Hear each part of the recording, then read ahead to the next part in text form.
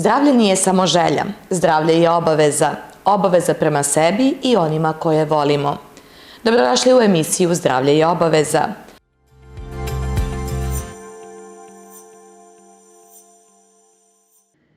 Sve više trudnica odlučuje se za jogu kao pripremu za porođaj. Da li pravilno disanje i vežbe za karlicu zaista mogu doprineti lakšem porođaju i bržem oporavku?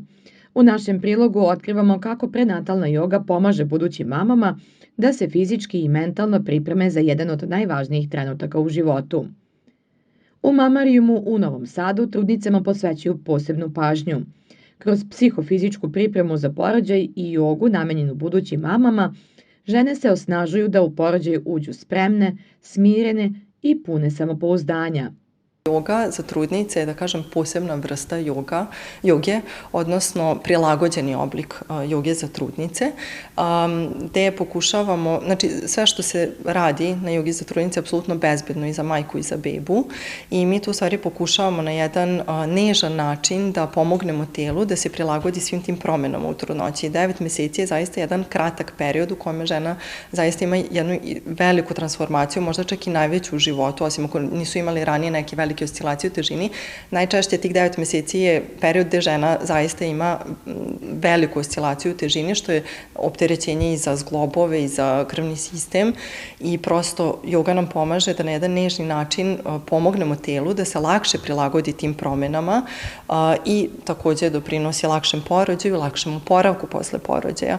Tako da joga za trudnice je jedna, onako da kažem, kompletna priprema i tela, ali i uma za sam porođaj, zato što tu primenjujemo, učimo različite tehnike disanja koje pomažu na samom porođaju, ali isto tako i tehnike opuštanja koje su podjednako bitne. Osim fizičke pripreme, joga ima snažan uticaj na mentalno zdravlje. Smanjuje stres, poboljšava san i podstiče lučenje hormona koji olakšavaju porođaj. Što se žena više opusti, to će porođaj za nju biti lakši i to su prosto neki alati koje svaka žena može da ima u svojim rukama i isto jedan od razloga zašto je joga za trudnice sve popularnije, jer su žene shvatile da mogu na prirodan način da pomognu sebi da se lakše nose sa trudnoćom, porode i oporave posle porođaja. Preporuka je da se pre početka vežbanja trudnice konsultuju sa lekarom i biraju programe namenjene isključivo budućim mamama. Sve zavisi od žene i šta je žena radila pre trudnoće. Ja konkretno u mom slučaju nisam ni prekidala, samo sam nastavila odmah na početku trudnoće. Praktično vi možete odmah vežbati čim zatrudnite, ako naravno lekar da zeleno svetlo i ako nije rizična trudnoća i sve u redu.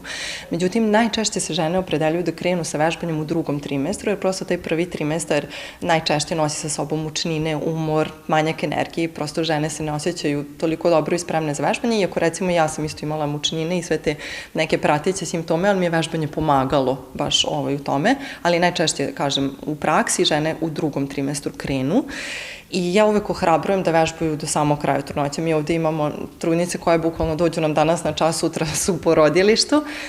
Zaista ženama na kraju trudnoće bi ja rekla da možda i najviše znači da budu fizički pokretne, da bi se beba što lepše namestila, da bi se lakše porodile, iako je tad možda najteže vežbati, jer već je i povećana težina i velik nam je stomak, tad je možda i najbitnije vežbati, tako da ohrabrujem uvek žene da vežbaju do samog kraja, jer uvek postoji nešto što mogu da rade čak i na samom kraju. Možda je beba velika, možda vam neki položaj ne odgovaraju, beba se namesti ovako ili onako, ali uvek postoji nešto što možemo da radimo. Prosto trudnoća nije bolest, ako je uredna, ne treba je tako tretirati. Žena treba da, kao što je fizička aktivnost poželjna u bilo kom razdoblju našeg života, tako i taj sam period trudnoće je jako bitan da budemo fizički aktivni, jer to ima zaista jako veliki niz benefita i za nas kao majke, ali i za naše bebe. U kojim slučajevima se ne preporučuje joga za trudnice? Pa to pre svega treba lekar da odredi. Znači, lekar je taj koji mora da kaže da li je dozvoljeno vežbanje ili nije dozvoljeno vežbanje. Najčešće da kažem, kod nekih visokorizičnih trudnoći, rizika od prevremenog porođaja, krvarenja, treba prestati sa fizičkom aktivnošću, ali i one idu redovno na kontrole, prati lekar njihovo stanje i daje im smjernice ukoliko je potrebno prekinu vežbanje ili ukoliko ne smiju ni da ga započnu, ali znači lekar je taj koji daje krajnju reč. Prenatalna joga kombinuje blage vežbe, tehnike disanja i relaksaciju. Cilj nije napora, već povezivanje sa sopstvenim telom i bebom. Disanje, ako se porađamo, znači prirodno, ako pričamo o tehnikama disanja koje su usmerene samo za porođaj, tu nam pomažu jako, zato što prosto mi sa određenim tehnikama disanja na porođaju pomažemo svom telu, unosimo veću količinu kiseonika i materica može efikasnije da radi, lakše prolazimo kroz te kontrakcije. To je jedna strana priče. Druga strana priče je da nama mentalno isto disanje jako puno znači, zato što mi sa uvežbavanjem disanja kroz samu trudnoću, kada dođe moment porođaja, prebacujemo fokus sa tog intenziteta kontrakcije na disanje i znači sve ovo vreme na jogi vežbamo tu pažnju, fokus, koncentraciju i prenosimo svoju pažnju na samo disanje, ne bavimo se toliko tim osjećajem koliko nas to boli, koliko je intenzivna koncentracija, tako da i mentalno nam puno znači da se usmerimo na disanje.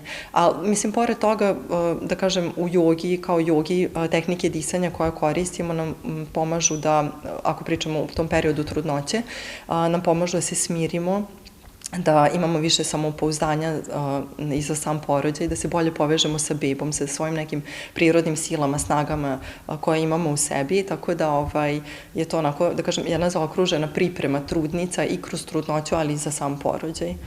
Koliko često imate treninge i koliko traju? Pa mi ovde vežbamo 2 puta nedeljno i uživo i online imamo opciju. Postoje devojke koje nisu iz Novog Sada ili čak i iz drugih država pa vežbaju sa nama online. 2 puta nedeljno je recimo nešto što se preporučuje, mada i više od toga je uvek u redu. Mi snimamo svaki čas, uvek šaljemo online snimak, tako da devojke mogu kući možda i 3. put da odrade ovaj čas. Neke devojke kombinuju jogu sa nekim svojim ranijim treninzima. Znači, postoje žene koje su možda ranije dizale neke veće težine, tegove, žele da nastave u trudnoći uz, naravno, svog trenera sa smanjenim težinama, pa uz to kombinuju jogu koja im dodatno ih priprema za sam porođaj i doprinosi možda više fleksibilnosti nego nekim druge vrste treninga, ali može se i kombinovati, može se raditi samostalno, sve zavisi od toga šta je žena radila pre trudnoći i šta želi da radi i dalje u trudnoći. Da li savjetujete možda nakon porođaja da se nastavi sa jogom? Bez obzira što je došla i beba na svet, ali nekako nam je potrebno da budemo smirene u tom nekom periodu.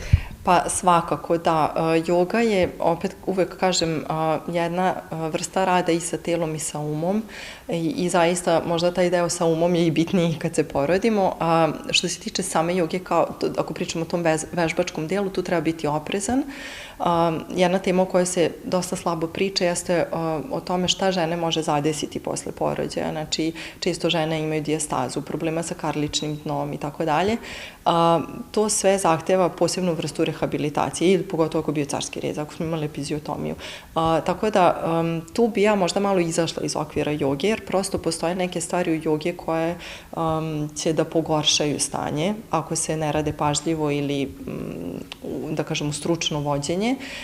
Ja bih uvek preporučila možda za taj prvi period da se uradi rehabilitacija posle porođaja i onda možda eventualno da se vratimo na neke svoje stare aktivnosti, sve zavisi u kakvom je stanju naše telo i kakve probleme imamo posle trudnoće, ali svakako jeste nešto što je preporučljivo, ovako da kažem, i za psihu i za telo, da se nastavi sa fizičkom aktivnošću nakon porođaja, jako bitno, pogotovo što naše, da kažem, navike u držanju tela se prvo poremete u samoj trudnoći, znači telo prosto napravi određene kompenzacije, neke grupe mišića počinju da jače rade u odnosu na druge koje izgube svoju funkciju, prosto treba telo vratiti u balans posle porođaja. Drugo, dojenje, nošenje bebe, sve su to neki novi položaj, neko novo opterećenje za naše telo koje će prouzrokovati bolove u leđima, možda pogoršanje u posturi, tako da svakako je jako bitno vežbati i posle trudnoće da bi se barem umanjili ili ispravili ti neki disbalansi koji su nastali zbog same trudnoće.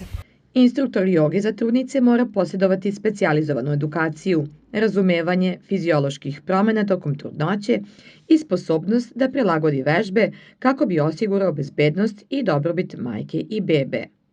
Jako je važno, zato što ukoliko neko nije edukovan za rad sa trudnicama, to može da bude jako opasno. Da li joga, da li neka druga fizička aktivnost, znači rad sa trudnicama zahteva posebno znanje. Postoje određene stvari koje nikako ne smeju da se rade u trudnoći i to osoba koja vodi trening mora da zna, da ne bi slučajno napravila, da kažem, neki problem. Tako da, moj savjet je uvek kojom god fizičkom aktivnošću žena želi da se bavi, da li je joga, da li je nešto drugo, uvek da potraži stručnu osobu koja ima, da kažem, znanja i iskustva u toj oblasti da bi bili bezbedni. Vežbe jačaju mišiće karličnog dna, leđa i nogu, upravo one koje imaju najvažniju ulogu tokom porođaja. Joga za trudnice ne jača samo telo, već i posebnu emotivnu vezu između mame i bebe, što je jedan od najvećih benefita ove prakse. Jako puno znači i za bebu i za majku da bude fizički aktivna u samoj trudnoći. Zapravo, žene se nose sa nizom nekih nelagodnosti u toku trudnoće. Vežbanje pomaže ili da ih potpuno otklone ili da ih barem malo umanje, kao što su bolovi u leđima, oticanje, loša cirkulacija, loša postura. Inače, isto vežbanje u trudnoći, bilo kakva fizička aktivnost, pomaže nam da imamo brži porođaj i da se lakše oporavimo posle porođaja. Znači, prosto ukoliko uključujemo određene grupe mišića koje su najviše uključene u sam porođaj, kao što su karlično dno, stomak, leđa. To će doprineti lakšem porođaju jer ćemo lakše da se napinjemo, spuštamo bebu kroz porođajni kanal, ali isto tako moramo reći da je porođaj jedna maratonska aktivnost. Znači mi ne znamo koliko će da traje, pogotovo kod prvorotke, ona može da traje zaista dugo i žena što je u boljoj kondiciji, što je u boljoj, da kažem, fizičkoj kondiciji, ali naravno i mentalnoj, to će porođaj za nju teći lakše.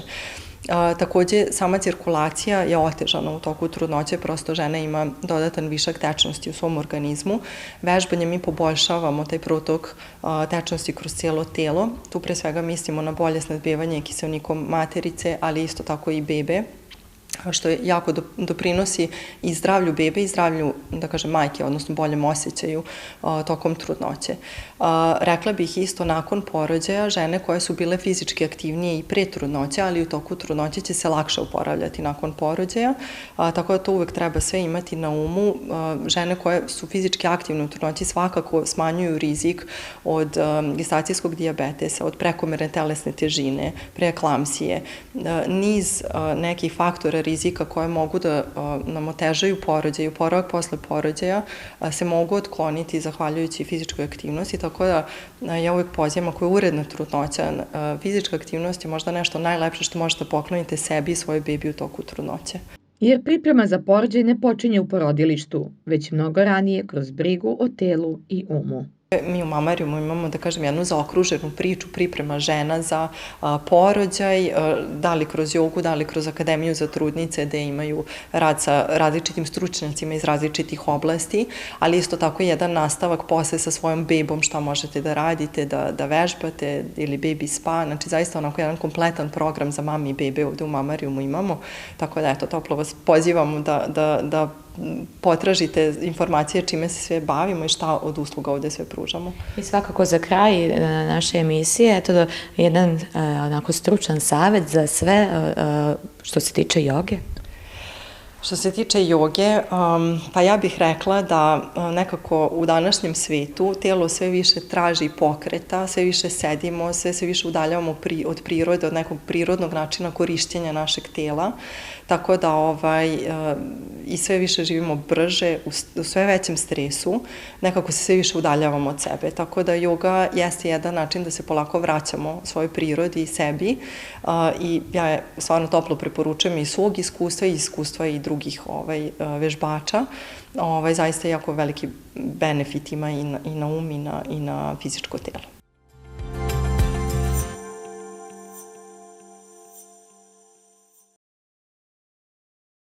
Povodom obeležavanja 20. marta Nacionalnog dana borbe protiv raka dojke, Dom zdravlja Novi Sad i Institut za javno zdravlje Vojvodine organizovali su besplatne preglede i informativne radionice.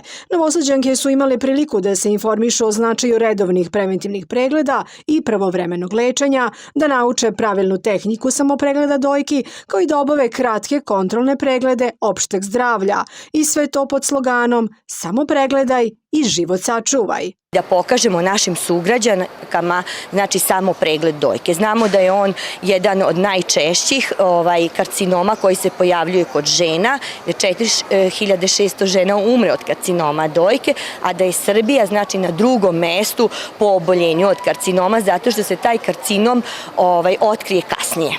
Kada je reč o kanceru dojke, kako navodi naša sagovornica, prevencija je veoma važna. Ključna je prevencija i znači žene taj samo pregled dojke bi trebale da radi od 20 godina, ali i ranije, znači i devojke, da se znači prevenira karcinom.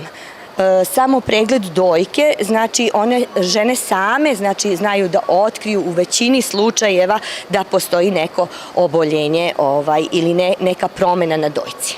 Iz Instituta za javno zdravlje Vojvodine, ukazujući na značaj ovakvih akcija i preventivnih pregleda, navode da je redovan pregled najbolja zaštita. Ja bih ipak apelovala na ovo radno aktivno stanovništvo da obraćaju pažnju, da jesu u žurbi, jesu neke druge preče stvari u životu, ali zdravlje je najpreče. Znači tu jeste akcenat da se obavi pregled, da se obave samo pregledi, da se odazivaju na preventivne preglede, a i svako ima pravo da ode u dom zdravlja kod svog izabranog lekara i da traži upute za dalje preventivne preglede. Preventivni pregledi koje su zajedno organizovali Dom zdravlja Novi Sad i Institut za javno zdravlje Vojvodine deo su nacionalnog programa Srbija protiv raka. Kaži svima koje voliš da je redovan pregled najbolja zaštita.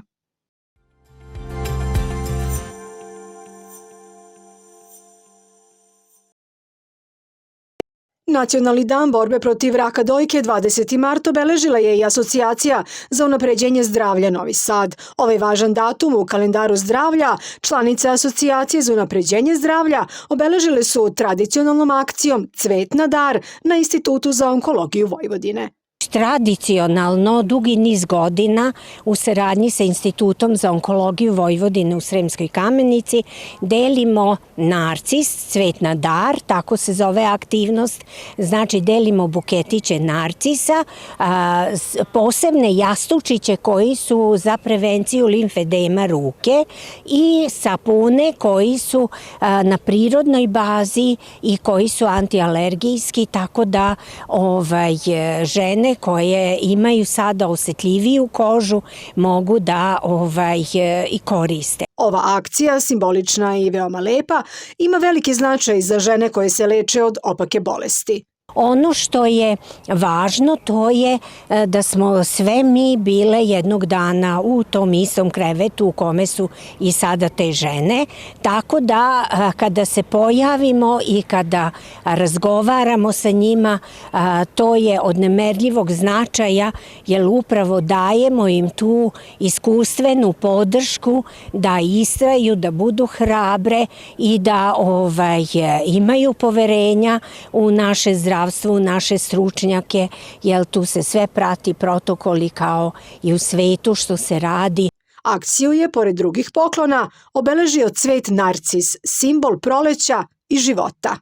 I na neki način je buđenje uopšte, pa tako treba da bude i buđenje žene, da malo više vodi računa o sebi i u sopstvenom zdravlju, kao da sunce uđe u te bolesničke sobe, koliko je to i dirljivo i puno onako emocija. Članice Asocijacije za unapređenje zdravlja i ove godine su tradicionalnom i veoma emotivnom manifestacijom Cvet na dar strukovima narcisa unele sunce i toplinu u bolesničke sobe na Institutu za onkologiju Vojvodine u Sremskoj Kamenici. Uz poruku niste same, podrška je tu. Zajedno sa zdravstvenim osobljem Instituta za onkologiju Vojvodine, Asocijacije za unapređenje zdravlja i vaših porodica za vaš brži oporavak.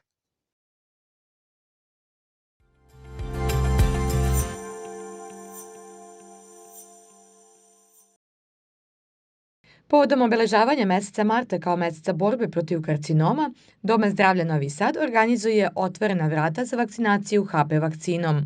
U subotu 28. marta u periodu između 9 i 17 časova, dečaci i devojčice uzrasta od 9 do 19 godina moći će da prime prvu dozu HP vakcine. HPV je u stvari skraćenica za humani papiloma virus. Danas se zna da postoji više od 200 podtipova ovog virusa. To su relativno česti virusi koji se lako prenose, znači prenose se sa inficirane kože na kožu ili sa kože na sluzokožu, a mogu biti i potencijalno vrlo opasni. Znači, postoje jedno 14 tipova tog virusa koji mogu da izazovu karcinom. Pre svega radi se o karcinomu grlića materice, ali isto tako mogu izazvati u ređim slučajevima i karcinom vulve, vagine, anusa, penisa kod muškaraca, ali i usta i ždrela. HP vakcina je u upotrebi od 2006. godine. Iste je registrovana u Srbiji. Zemlje koje ovu vakcinu koriste već nekoliko decenija imaju evidentno smanjen broj žena obolelih od karcinoma grlića materice. Idealno vreme za vakcinaciju je pri stupanju u prve intimne odnose, jer je to najčešći način prenošenja virusa i zaražavanja. Vakcina može da se primi i u kasnijem uzrastu, o ličnom trošku i po preporuci ginekologa. Ovaj virus se relativno lako prenosi, znači lako se njime inficira.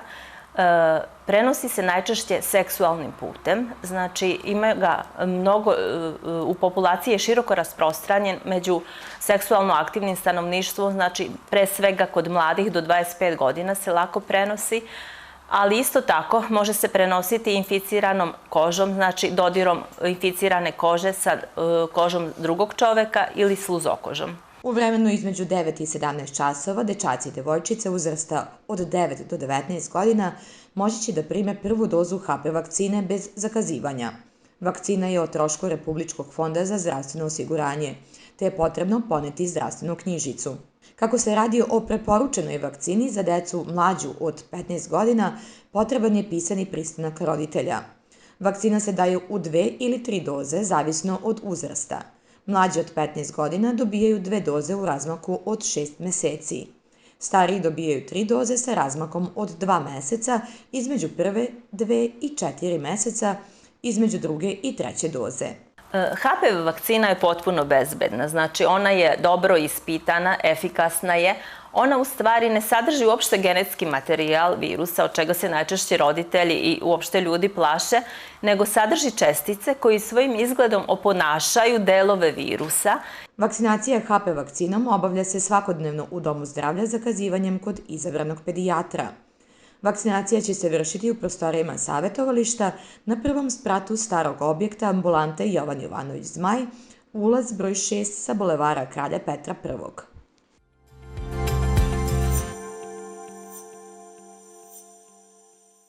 Došli smo do kraja naše današnje emisije Zdravlje je obaveza. Do sledećeg susreta ne zaboravite da zdravlje je obaveza.